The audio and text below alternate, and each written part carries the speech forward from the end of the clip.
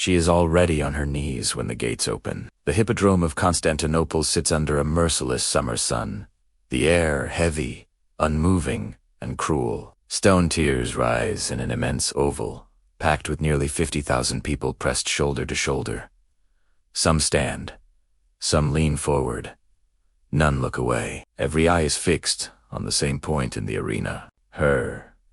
Her name is Helena. She is 23 years old, born into a noble family aligned with the blues, raised in marble halls and shaded courtyards, taught how to speak carefully and walk gracefully, taught which colors to wear and which names never to say aloud. Now she kneels alone in the sand with iron biting into her wrists and ankles, chained so tightly she cannot stand, cannot turn, cannot hide. The sand burns through her skin, scraping her knees raw, and she has been held here long enough that pain no longer feels sharp but distant, hollow, as if it belongs to another body entirely. The noise around her never stops. People shout to one another, laugh, argue, speculate. They are not talking about chariots. There are no races today. They are talking about her, guessing what she did, guessing who betrayed her, guessing how long she will last. Helena was never told her crime. There was no charge, no trial, no sentence read aloud. She was taken before dawn, led through underground corridors so the city would not see her fear, and ordered to kneel and not move. Then the sound changes. Behind her, metal scrapes against stone. A gate opens. Commands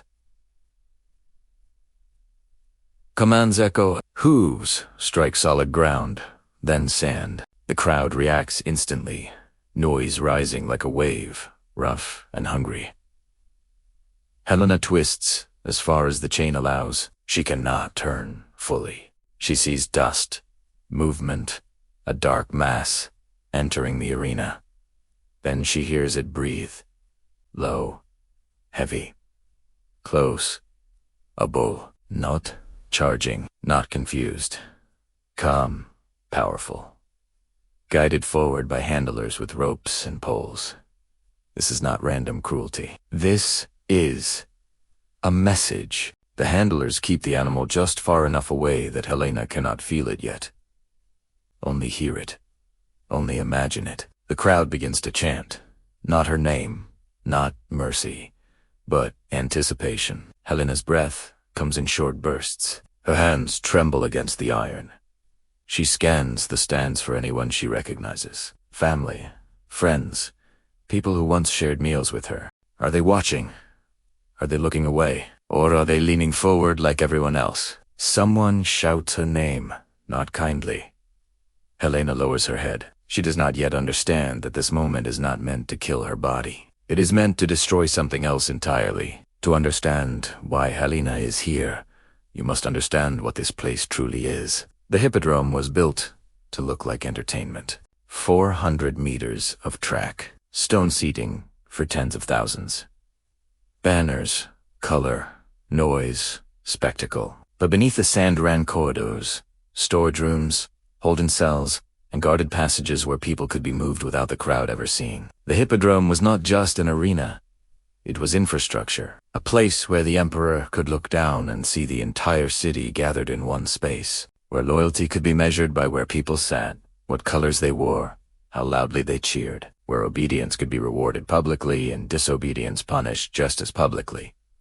In Constantinople, people were not simply citizens. They were blues or greens.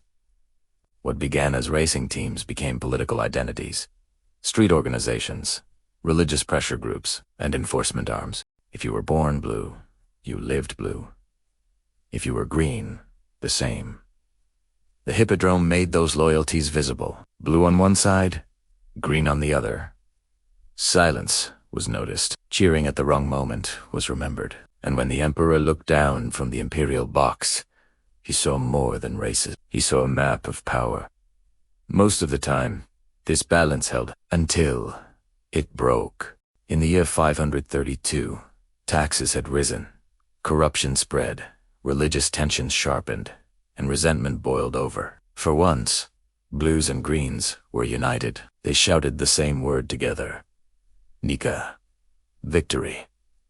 Not victory on the track. Victory over the emperor, On that day, the Hippodrome was packed, but the races never mattered. The crowd turned toward the imperial box, and tens of thousands of voices merged into a single roar. Justinian hesitated.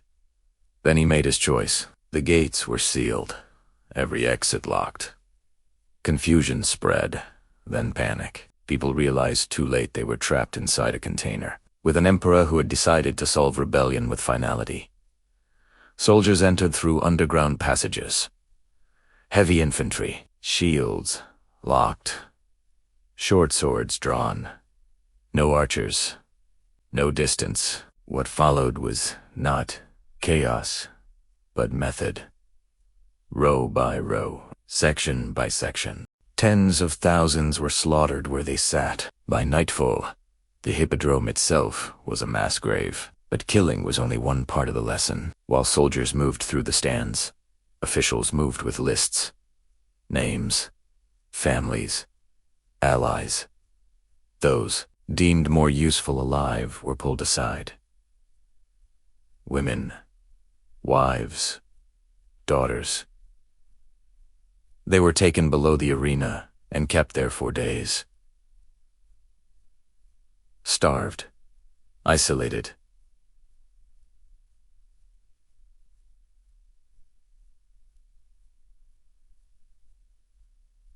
Weakened by design. When they were brought back up, the crowd was smaller, carefully selected, loyal, influential. The women were paraded around the track. Their names and supposed crimes shouted aloud. Insults rained down. Dirt, rotten food, laughter. They were forced to kneel in the center of the arena. Their sentences were read. Exile, confiscation, erasure. They lived, but their identities did not. That is what is happening to Helena now. The bull steps closer. She can hear its breathing clearly, feel the vibration of its weight through the ground. She believes she is about to die. The guards do nothing to correct that belief. Fear is the tool. The bull lowers its head slightly. The crowd leans forward. Helena screams. The sound cuts through the arena, then disappears beneath the roar. The bull does not charge, it never will. Minutes pass. Her muscles shake, her posture collapses. From the shaded imperial seats, men watch not the animal, but her body. The moment her resistance breaks, a signal is given. The handlers pull the bull away. The crowd reacts with laughter, disappointment, relief. Helena collapses forward in the sand, alive, untouched, and permanently changed. She is led away in chains, exiled soon after. Her death is unrecorded, because as far as the Empire is concerned, the part of her that mattered died in the Hippodrome. Today, tourists walk these ruins in modern Istanbul, unaware that this place was not only built for joy but for control. Civilization did not erase cruelty, it refined Italiano, and the pattern never truly ended. If this story made you think, support Legacy of Stoic by liking the video and subscribing, because understanding power begins with remembering how it has been used before.